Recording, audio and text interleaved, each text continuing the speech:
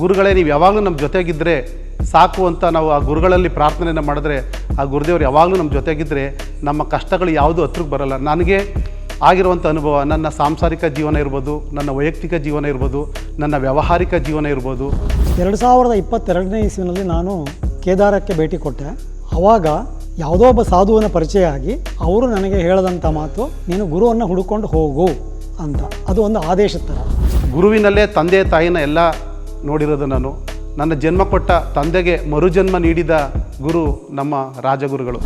ಗುರುವಿನ ಮೇಲೆ ಯಾರಿಗೆ ನಂಬಿಕೆ ಇರುತ್ತೆ ಅವ್ರಿಗೆ ಮಾತ್ರ ಆ ಗುರುಗಳ ಒಂದು ದರ್ಶನ ಆಗ್ಬೋದು, ಆ ಗುರುಗಳ ಒಂದು ಆಶೀರ್ವಾದ ಆಗ್ಬೋದು ಸಿಗುತ್ತೆ. ಅದು ಬಿಟ್ಟರೆ ಖಂಡಿತ ಯಾರಿಗೂ ಗುರುಗಳ ಆಶೀರ್ವಾದ ಆಗಲಿ, ಗುರು ದರ್ಶನ ಆಗಲಿ ಸಿಗೋದು ತುಂಬಾ ಕಷ್ಟ. ನಮ್ಮ ಮನೆಗೆ ದಿನ ಒಂದು ಹಸು ಬರುತ್ತೆ. ಆ ಹಸು ಬಂತು ಅಂತಂದರೆ ನನ್ನ ಪೂಜೆ ಸಮಯ ಕರೆಕ್ಟಾಗಿ ಬರುತ್ತೆ. ಅದು ಏನು ಯೋಗ ಅಂತ ಗೊತ್ತಿಲ್ಲ. ಗುರುಗಳನ್ನು ಕೇಳಿದಾಗ ಈಶ್ವರನ ಕೃಪೆ ಅಂದರು, ಅಷ್ಟೇ, ನನಗೆ ಗೊತ್ತಿಲ್ಲ. ನನ್ನ ಪೂಜೆ ಟೈಮ್ ಚೇಂಜ್ ಆದಾಗಲೂ ಹಸು ಬರುತ್ತೆ.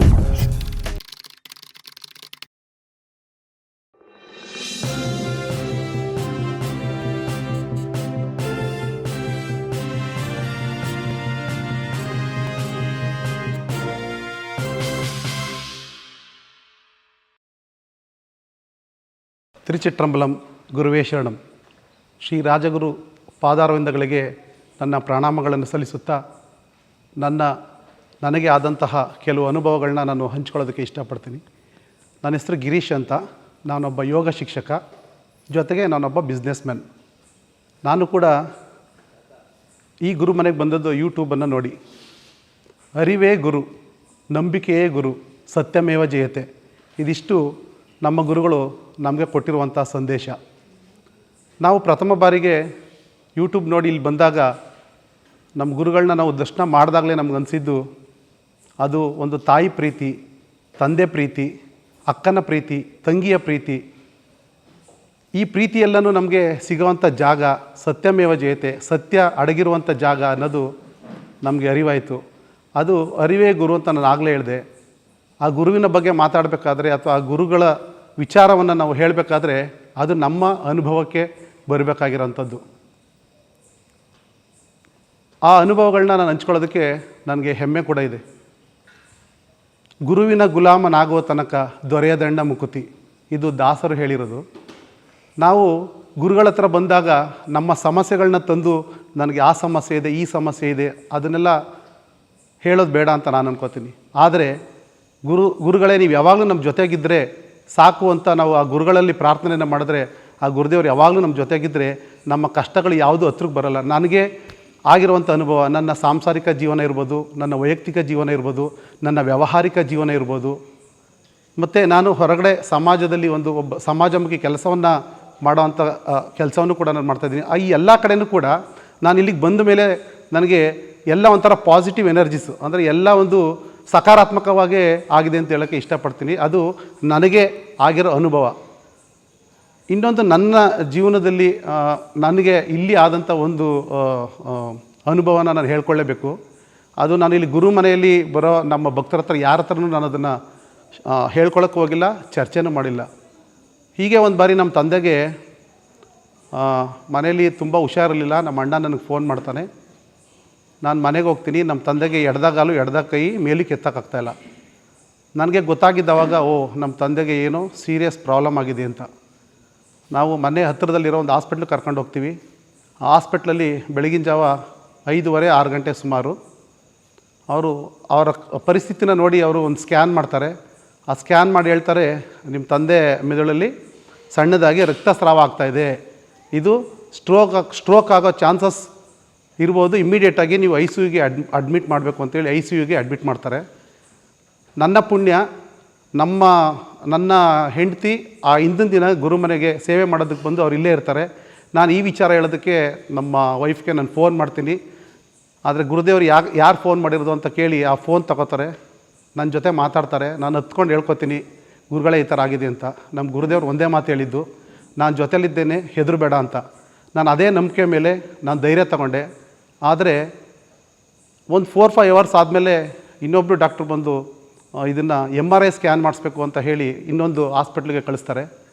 ನೀವು ನಂಬಲ್ಲ, ಆ MRI ಸ್ಕ್ಯಾನ್ ಆಗಷ್ಟರಲ್ಲಿ ಆ MRI ಸ್ಕ್ಯಾನಲ್ಲಿ ರಿಪೋರ್ಟ್ ಏನಂತ ಬರುತ್ತೆ ಅಂದರೆ, ಏನು ಆ ಬೆಳಗ್ಗೆ ಪ್ರಾಬ್ಲಮ್ ಇತ್ತು ಆ ಪ್ರಾಬ್ಲಮ್ ಇಲ್ಲ, ಇದು ವಯೋಸಹಜವಾಗಿರುವಂತಹ ಪ್ರಾಬ್ಲಮ್ ಕಾಣಿಸ್ತಾ ಇದೆ ಅಷ್ಟೇ ಅಂತ ಹೇಳಿದ್ರು.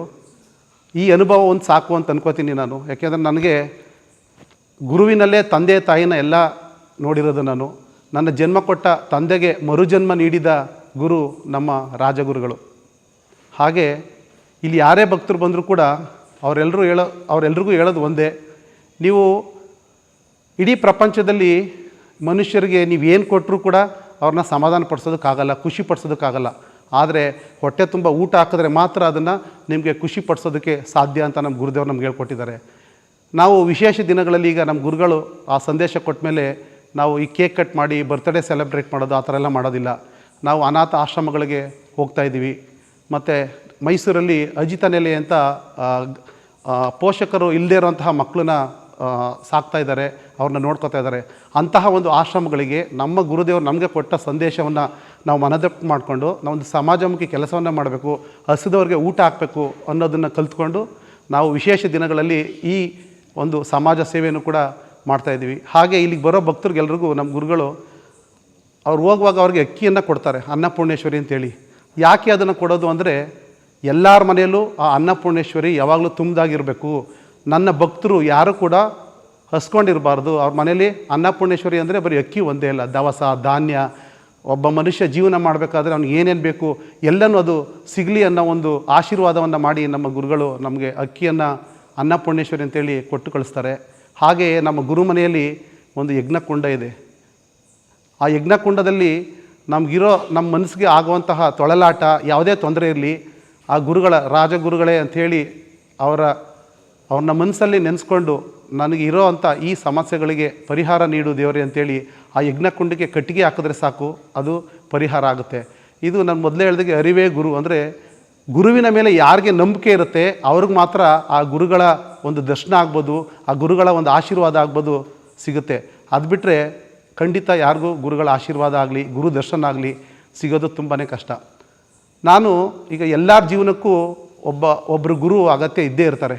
ಆ ಗುರು ಇಲ್ಲದೇ ಇರೋರದ್ದು ಜೀವನ ನಿಜವಾಗ್ಲೂ ಅದು ಒಂದು ಸುಗಮವಾಗಿ ನಡೆಯೋದಿಲ್ಲ.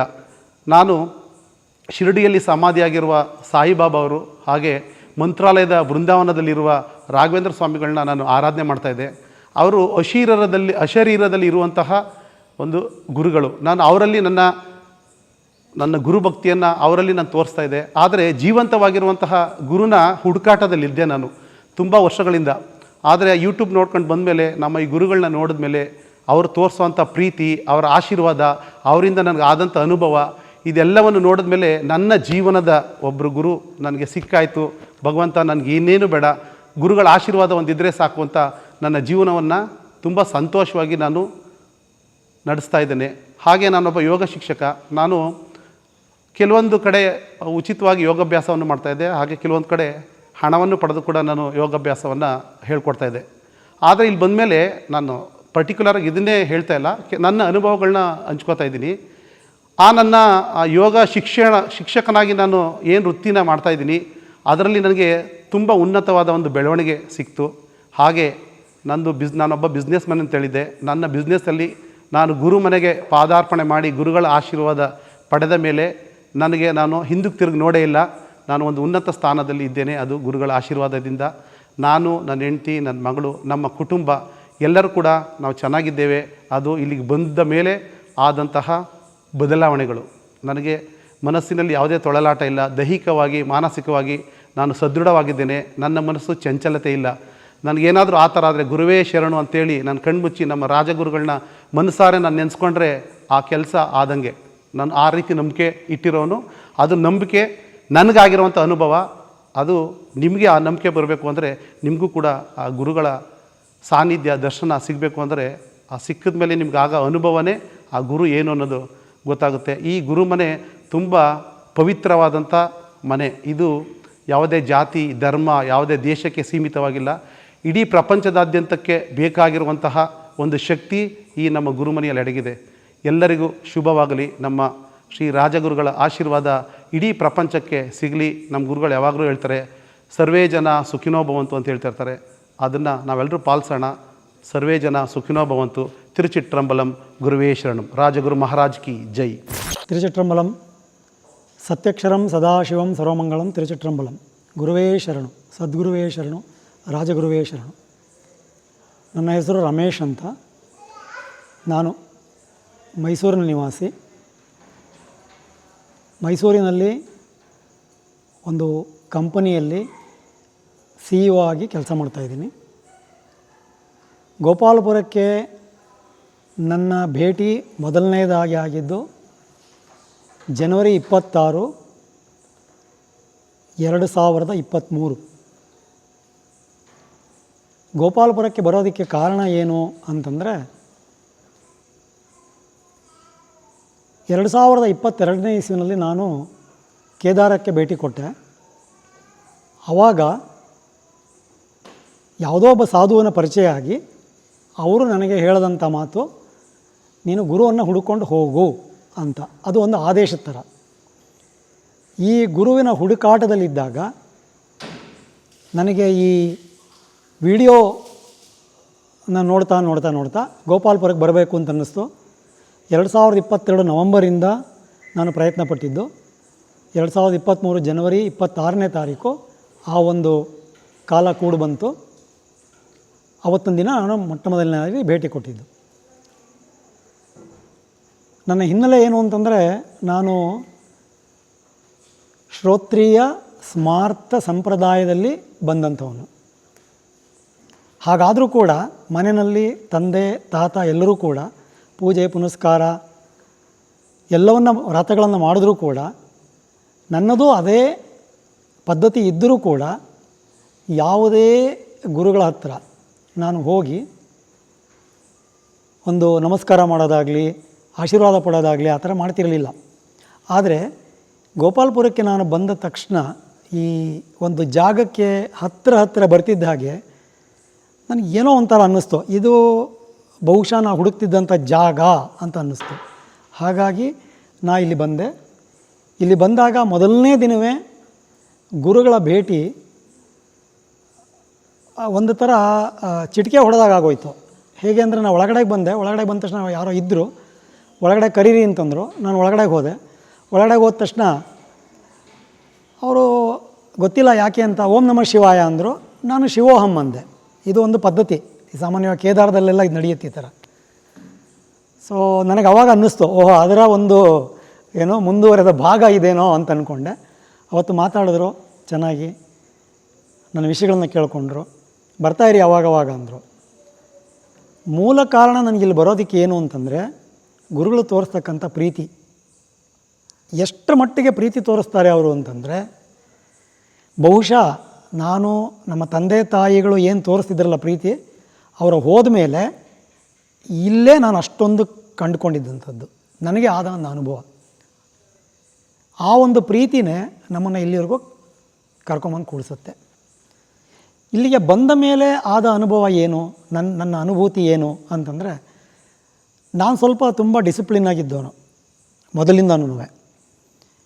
ಸ್ವಲ್ಪ ಟೈಮ್ನಲ್ಲಿ ವ್ಯತ್ಯಾಸ ಆದ್ರೂ ಕೂಡ, ಅಥವಾ ನನ್ನ ಕಾರ್ಯಕ್ರಮಗಳಲ್ಲಿ ವ್ಯತ್ಯಾಸ ಆದರೂ ಕೂಡ ನಾನು ಸಹಿಸ್ತಿರಲಿಲ್ಲ ಅದನ್ನು.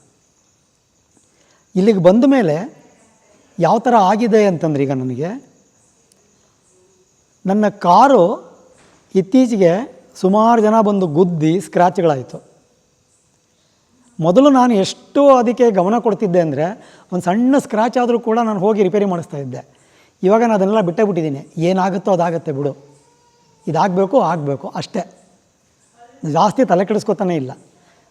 ಪ್ರೆಸೆಂಟ್ ಟೆನ್ಸಿಗೆ ಬದುಕೋದನ್ನು ಕಲಿತ್ಕೊಂಡಿದ್ದೀನಿ ಇಲ್ಲಿ ಬಂದ ಮೇಲೆ. ಅದೇ ನನ್ನ ದೊಡ್ಡ ಸಾಧನೆ. ಮತ್ತು ಪೂಜೆ ಪರಂಪರೆಗಳೆಲ್ಲ ನಡೀತಾ ಇದೆ, ಪೂಜೆಗಳೆಲ್ಲ ಮಾಡ್ತಾಯಿದ್ದೀನಿ, ಎಲ್ಲವೂ ನಡೀತಾ ಇದೆ. ಅದ್ರ ಜೊತೆಗೆ ಏನಪ್ಪ ಅಂತಂದರೆ, ಈಗ ಉದಾಹರಣೆಗೆ ನಮ್ಮ ಮನೆಗೆ ದಿನ ಒಂದು ಹಸು ಬರುತ್ತೆ. ಆ ಹಸು ಬಂತು ಅಂತಂದರೆ ನನ್ನ ಪೂಜೆ ಸಮಯ ಕರೆಕ್ಟಾಗಿ ಬರುತ್ತೆ. ಅದು ಏನು ಯೋಗ ಅಂತ ಗೊತ್ತಿಲ್ಲ. ಗುರುಗಳನ್ನು ಕೇಳಿದಾಗ ಈಶ್ವರನ ಕೃಪೆ ಅಂದರು ಅಷ್ಟೇ, ನನಗೆ ಗೊತ್ತಿಲ್ಲ. ನನ್ನ ಪೂಜೆ ಟೈಮ್ ಚೇಂಜ್ ಆದಾಗಲೂ ಹಸು ಬರುತ್ತೆ. ಕೆಲವು ದಿನ 7:30 ಮಾಡ್ತೀನಿ, ಕೆಲವು ದಿನ 10 ಗಂಟೆಗೆ ಮಾಡ್ತೀನಿ. ಅದು ಆ ಟೈಮ್ಗೆ ಬರುತ್ತೆ. ಅದು ಬಂದರೆ ನಾನು ಇತ್ತೀಚೆಗೆ ನಾನೇನು ಮಾಡ್ತಿದ್ದೀನಿ ಅಂದರೆ, ದೇವರ ನೈವೇದ್ಯ ಅಂತ ಮಾಡ್ತಿದ್ನಲ್ಲ, ಅದನ್ನು ಅದಕ್ಕೆ ಕೊಟ್ಬಿಡ್ತೀನಿ ನಾನು. ಸೊ ಈ ಮಟ್ಟದ ಒಂದು ಟ್ರಾನ್ಸ್ಫಾರ್ಮೇಷನ್ ಚೇಂಜಸ್ಸು ನನ್ನ ಜೀವನದಲ್ಲಾಗಿದೆ. ಇದು ನಾನು ಇಲ್ಲಿಗೆ ಬಂದ ಮೇಲೆ ನಾನು ಕಲಿತಂಥದ್ದು. ತಿರುಚಿಟ್ರಂಬಲಂ ಗುರುವೇ ಶರಣು, ಸದ್ಗುರುವೇ ಶರಣು. ನಾನು ಸುಳ್ಯ ತಾಲೂಕಿನ ದಯಾನಂದ ನಾಯ್ಕ ಅಂತ ನನ್ನ ಹೆಸರು. ಇಲ್ಲಿ ಬಂದ ಮೇಲೆ ಗುರುಗಳು ನಾರಾಯಣ ಸ್ವಾಮಿ ಅಂತ ಹೆಸರಿಟ್ಟಿದ್ದಾರೆ.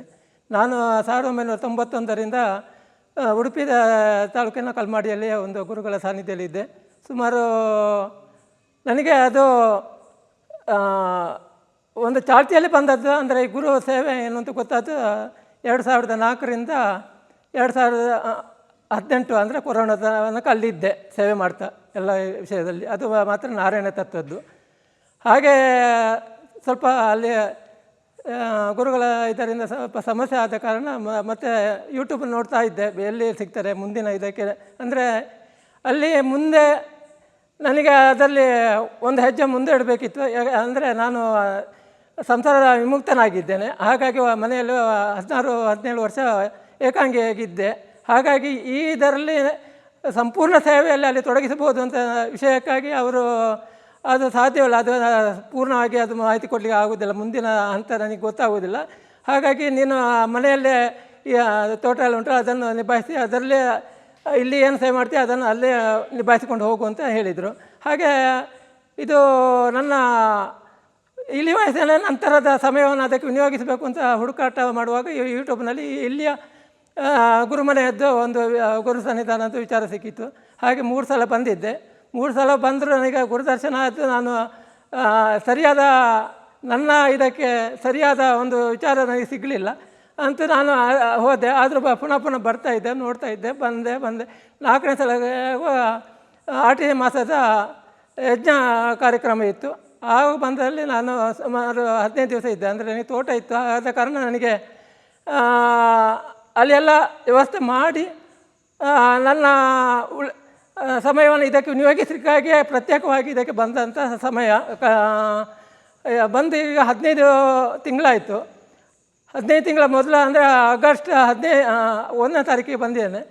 ಹಾಗಾಗಿ ಆ ಟೈಮಲ್ಲಿ ಬಂದ ಯಜ್ಞದ ಕಾರ್ಯಕ್ರಮದಲ್ಲಿ ಭಾಗವಹಿಸಿದಾಗ ಆವಾಗ ಇಲ್ಲಿಯ ಭಕ್ತರು ಮತ್ತು ಇಲ್ಲಿಯ ಪರಿಸರ ಅಂದರೆ ಅದು ನಾರಾಯಣ ತತ್ವಕ್ಕೂ ಇಲ್ಲಿಯ ಶಿವತತ್ವಕ್ಕೆ ಏನು ಶಕ್ತಿಪೀಠಕ್ಕೆ ಏನು ವ್ಯತ್ಯಾಸ ಅಂತ ಅದರ ವಿಚಾರ ತಿಳಿದ ಕಾರಣ ನನಗೆ ಇಲ್ಲಿಯ ವಿಚಾರಗಳು ಬಂದಾಗಲೇ ನನಗೆ ವಿಚಾರಗಳು ಗೊತ್ತಾಯಿತು. ನಾನು ಯೂಟ್ಯೂಬ್ನಲ್ಲಿ ಅಂದರೆ ಆಧ್ಯಾತ್ಮಿಕ ವಿಷಯದಲ್ಲಿ ಕೆಲವೆಲ್ಲ ವಿಷಯವನ್ನು ಸಂಗ್ರಹಿಸ್ತಾ ಇದ್ದೆ.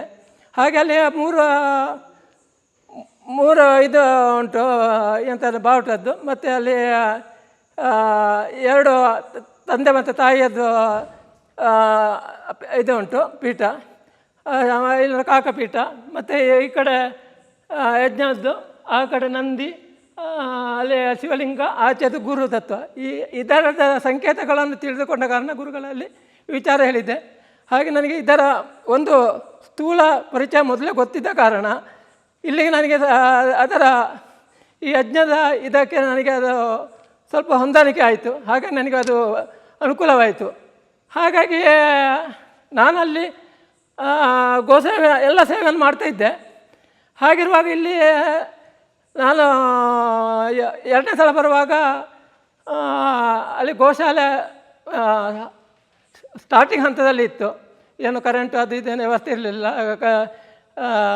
ಹಾಗಾಗಿ ಒಂದಿನ ಬಂದು ಇದನ್ನು ಸಗಣಿಯನ್ನು ಬಾಚಿ ಆಗುವಾಗ ಕರೆಂಟ್ ಇರಲಿಲ್ಲ, ನೀರು ಇರಲಿಲ್ಲ. ಹಾಗಾಗಿ ಅವತ್ತು ಹಾಗೆ ಹೋಗಬೇಕಾಗಿ ಬಂತು.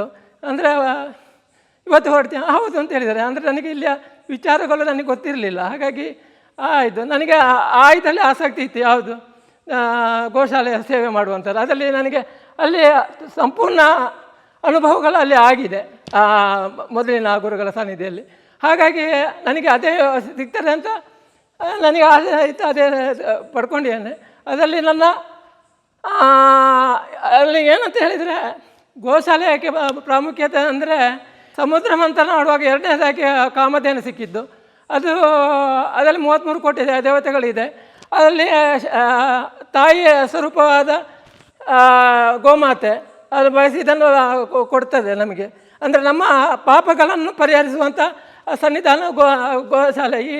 ಇಡೀ ನಮ್ಮ ಗುರು ಸನ್ನಿಧಾನದಲ್ಲಿ ಗೋಮಾತೆಯ ಸಾನ್ನಿಧ್ಯದಲ್ಲಿ ನಮ್ಮ ದೇಹದ ಆರೋಗ್ಯವೂ ಸಿಗ್ತದೆ, ನಮ್ಮ ಕಷ್ಟಗಳು ಪರಿಹಾರ ಆಗ್ತದೆ, ಮುಂದಿನ ಇದಕ್ಕೆ ನಾವು ಆ ಗೋಮಾತೆಯವರೊಟ್ಟಿಗೆ ಅಂದರೆ ಅವು ಅಷ್ಟು ಆತ್ಮಗಳು ನಮ್ಮ ಹಿಂದಿನ ಜನ್ಮದಲ್ಲಿ ಅವು ನಮ್ಮ ಇದಕ್ಕೆ ಸೇವೆಗೆ ತುಡಿಸ್ತಾ ಇದ್ದೇವೆ.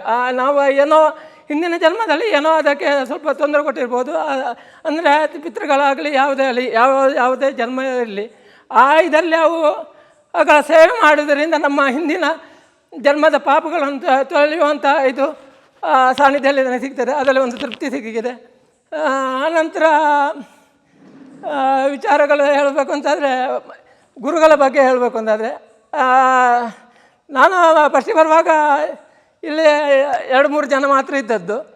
ಹಾಗಾಗಿ ನನಗೆ ಇದು ಹೇಗೆ ನನಗೆ ಹೋಗುತ್ತದೋ ಇಲ್ವೋ ಅಂತ ನನಗೆ ಆಯಿತು. ಆದರೆ ಗುರುಗಳ 3 ಸಲ ಹೋಗುವಾಗ ನನ್ನ ಕಳಿಸಿ ಕೊಟ್ಟರು. 4ನೇ ಸಲಕ್ಕಾಗಿ ಬರೀ ಆತ್ಮೀಯವಾಗಿ ಪ್ರೀತಿಯಿಂದ ಸ್ವೀಕರಿಸಿದರು.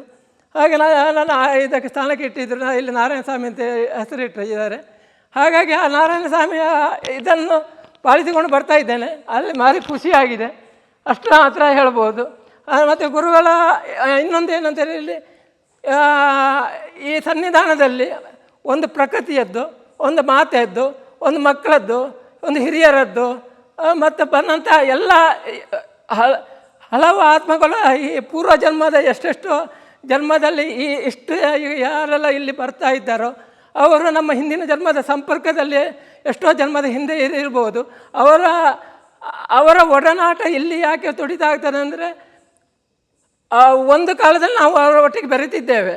ನಾವಿಲ್ಲಿ ಅವರಿಂದ ಈ ಸಂಘರ್ಷ ಅಂದರೆ ಬದುಕು, ನಮ್ಮ ಬದುಕು ಏನುಂಟು ಆ ಬದುಕಿನಲ್ಲಿ ನಾವು ಪರಿಪೂರ್ಣತೆಗೆ ಅಂದರೆ ಇಲ್ಲಿಯ ವಿಚಾರದಲ್ಲಿ ಹೇಳೋದಂದರೆ ಬಿಂದುವಿಗೆ ಹೋಗಬೇಕು ಅಂತ ಆದರೆ ನಾವು ಎಲ್ಲಿಂದ ಬಂದೇವೆ ತಿರುಚಿಟ್ರಮ್ಮಲ ಬಿಂದುವಿಗೆ ಹೋಗಬೇಕು ಅಂತಾದರೆ ನಾವು ಇಲ್ಲಿ ಹೇಗೆ ಪರಿಪೂರ್ಣ ಆಗಬೇಕು, ನಮ್ಮ ಮಾನವತ್ವ ಮನುಷ್ಯತ್ವಕ್ಕೆ ಹೇಗೆ ಅದನ್ನು ಉನ್ನತೀಕರಿಸಲಿಕ್ಕೆ ಹೋಗಬೇಕು ಅಂತ ವಿಚಾರದಲ್ಲಿ ನಾವು ತೊಡಗಿಸಿಕೊಳ್ಳುವಂಥ ವಿಚಾರದಲ್ಲಿ ಇಲ್ಲಿ ಗುರುಗಳು ಇದು ಪ್ರತಿ ಸಾರಿ ಎಲ್ಲಿಯುವಂಥ ಉಪದೇಶಗಳು ಗುರು ಮಾತುಗಳು ಗುರುವಾಣಿ ಏನಿದೆ ಅದು ನಮ್ಮ ಹೆಚ್ಚಿನ ಪ್ರಯೋಜನಕ್ಕೆ ಆಗಿದೆ.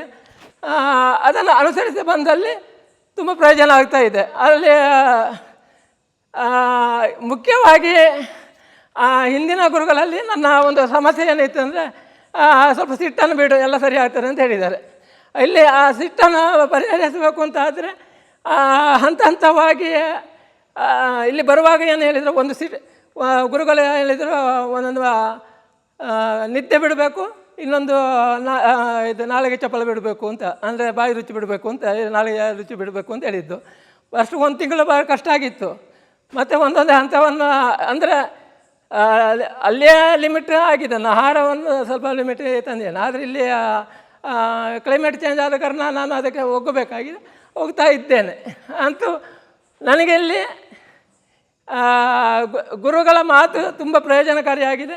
ಅಲ್ಲಿ ಸಿಕ್ಕಿದ ಅನುಭವವನ್ನು ಹೇಳುವಂಥದ್ದು ಅದು ಅಲ್ಲಿ ಆಂತರಿಕವಾಗಿ ಹೇಳುವಂಥದ್ದು ಅದೇ ಹೇಳುವಂಥದ್ದು ವಿಚಾರ ಅಲ್ಲ, ಅಷ್ಟು ಹೇಳ್ಬೋದು. ತಿರುಚಿಟ್ರಂಬನ ಎಲ್ಲರಿಗೂ ಧನ್ಯವಾದಗಳು.